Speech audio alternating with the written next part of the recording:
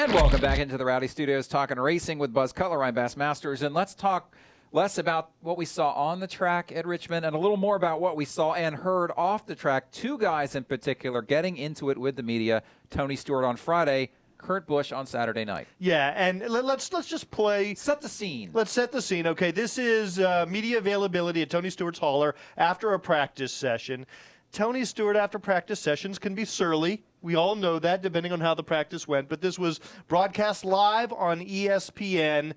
Tony starts with Mike Massaro. Then you'll hear him move on to Jenna Fryer. That's where the pressure's coming in, because we're answering the same thing that we answered for the last 7 straight weeks. That's where it gets annoying after a while. It gets to be very monotonous. What should we be asking you? I don't know. I don't do your job. Come up with something original. Right. All right. Jenna. All right. Here's the thing. All I care about is what I'm doing this week. I'm not worried about what's going to make your article this week. So if it doesn't make my race car go fast, I really don't care about it right now. In sports, there are lots of unoriginal questions. How did that feel? Right, but that doesn't make them illegitimate questions. No. What do you feel going into the Richmond race vis-a-vis the chase was a very valid question and storyline for Mike Massaro and Jenna Fryer to be writing. And I think if Tony Stewart had simply said, we're going to do our best, and left it at that, given a very non-answer answer, a very cliched answer, people would have left him alone. Let's move on to Kurt Busch. Exactly.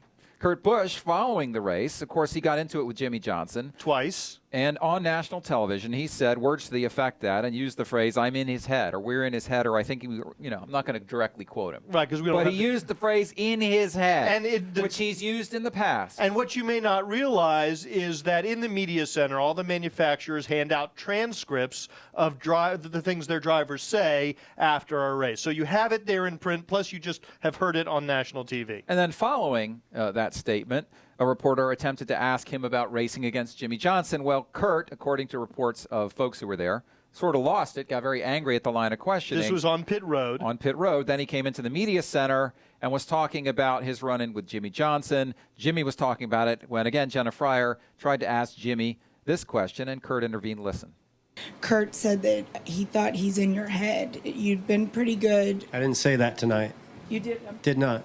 Okay, I'll pull the transcript. Pull your Twitter. Pull your Twitter. It's not on Twitter. Okay, Facebook. It's not on Facebook. All right. You said we're in his head.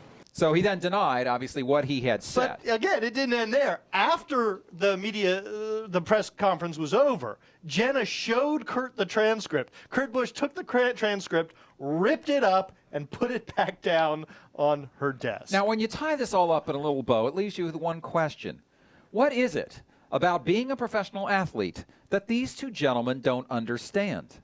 The media is going to ask you questions. A lot of the questions aren't going to be that interesting to you. They're going to be repetitive because you have different people writing for different publications at different times. Kurt Busch's assertion was that you're not writing about the racing. You're just trying to make controversy. No, don't Kurt. talk about it then. It's not even that.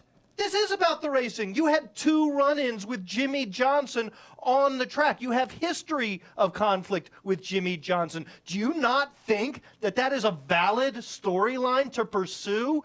It's not their job to figure out what's valid. It's what happened, though, to object, to say, you're not writing about the racing. That's not even true. That was part of the racing. Well, furthermore, I should like to point out that Kurt Busch is the one who had this whole I'm in his head scenario. He's made it personal between him and Jimmy Johnson. Now he doesn't want to get asked about it. Here's a suggestion. If you don't want to get asked about it, don't bring it up yourself.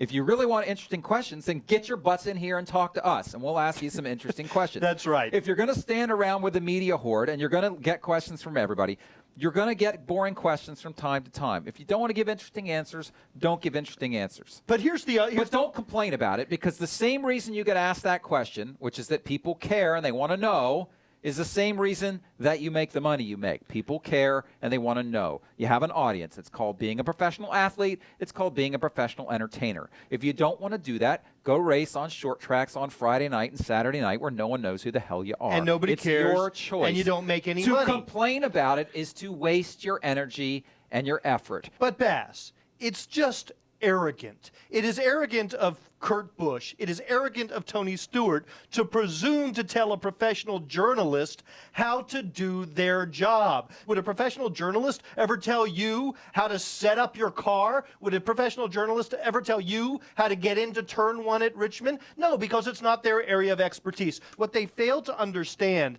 is that the media is not their PR firm. There are two different functions between their PR representatives and the beat reporters who cover them. It is arrogance on their part. Well, perhaps the PR firms should suggest to these two gentlemen that they not work so hard to make themselves look so bad. For Buzz Cutler, my name is Bassmasters. Again, I like Tony and Kurt, and I'd sincerely invite them to come in and chill with us because it would be a lot more fun than standing around there with people sticking mics in your face and asking you how it feels.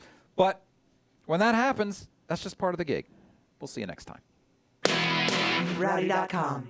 Say it like it is. Say what like it is? Rowdy.com.